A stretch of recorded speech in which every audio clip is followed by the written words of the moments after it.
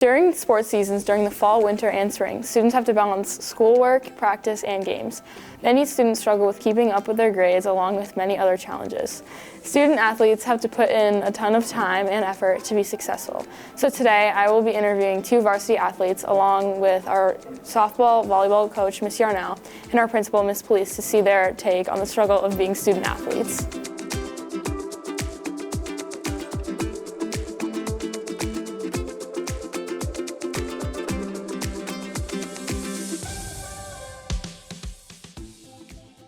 Recently, I sat down with some athletes to understand their perspectives of how they manage their time on a busy school night.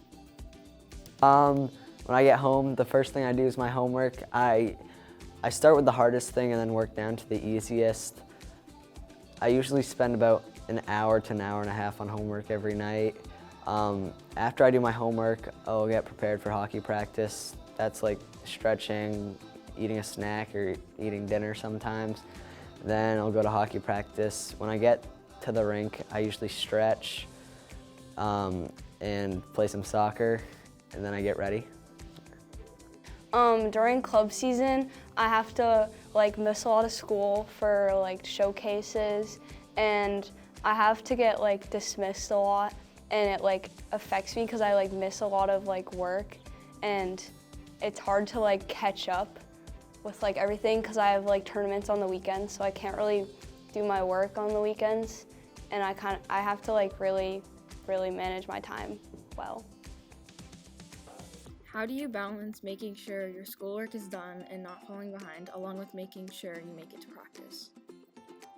I keep up with my schoolwork by, if I have too much schoolwork, I'll do some during JAWSOM, and if I can't get it all done before hockey practice, I'll do some after practice.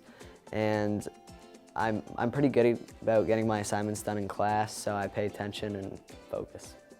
I really take JAWSOM as an advantage, and I use my JAWSOM for my schoolwork, and I still have to do a lot of work at home and just try to do it in the car if I can, but because it's hard when I'm home because I need to shower and go to bed, because I like to go to bed early, so it's hard.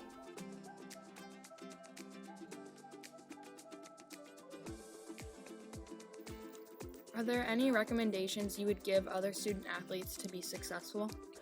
As a student athlete, I recommend developing a routine for yourself. I recommend putting what you have for homework, maybe working out after school, eating a snack, getting ready for practice, things like that.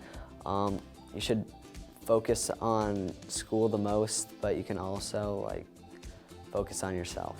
I would recommend to get yourself a planner and plan what you have to do and what tests you have, and how you're gonna do your homework and where and what day everything's due.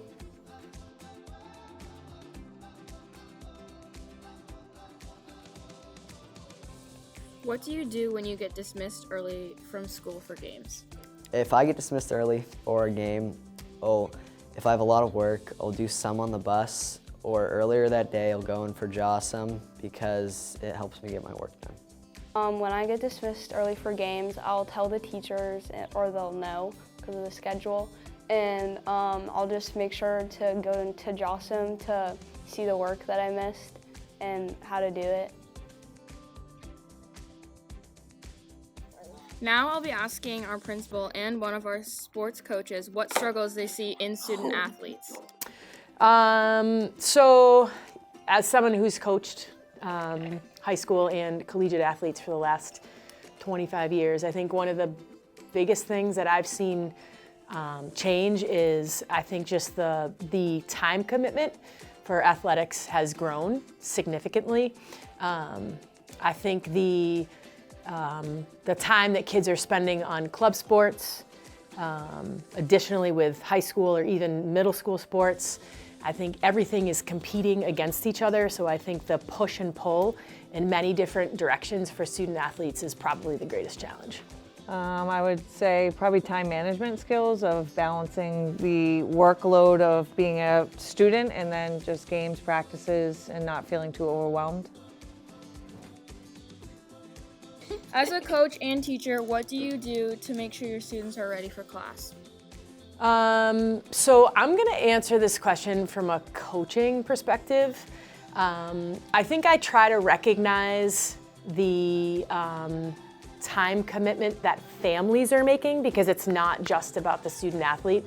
As a parent of athletes and as a coach, I understand the time commitment that families are investing in athletics.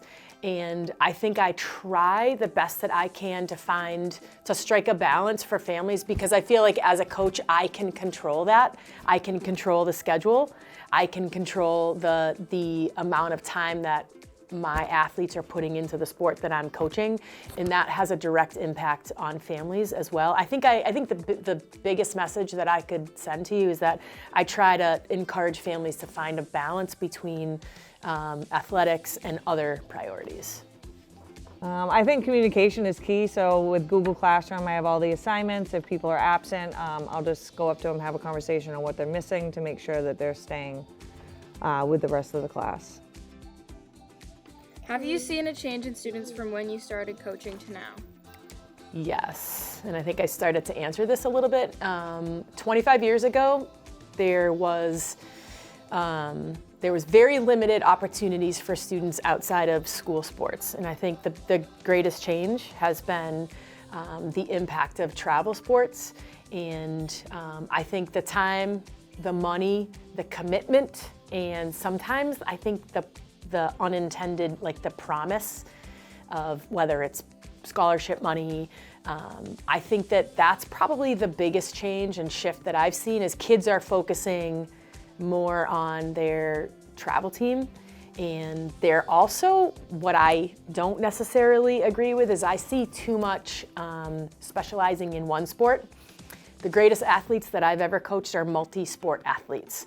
So I think one of the biggest mistakes that I see is I see student athletes specializing in one area, in one sport.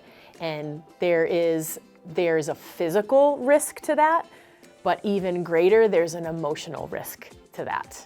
Yes, so I started coaching about almost 20 years ago, and there is a big change. I think that digital media plays a huge part in it. I've seen a rise in anxiety. There's a lot more parent involvement, sometimes in a negative way. I think kids are losing self-advocacy, but also just making sure that their time management skills, I see a lack of that in a lot of these kids. But also a lot more kids are engaged in sports from back when I started coaching. So it's not always just negative. No pain, no gain.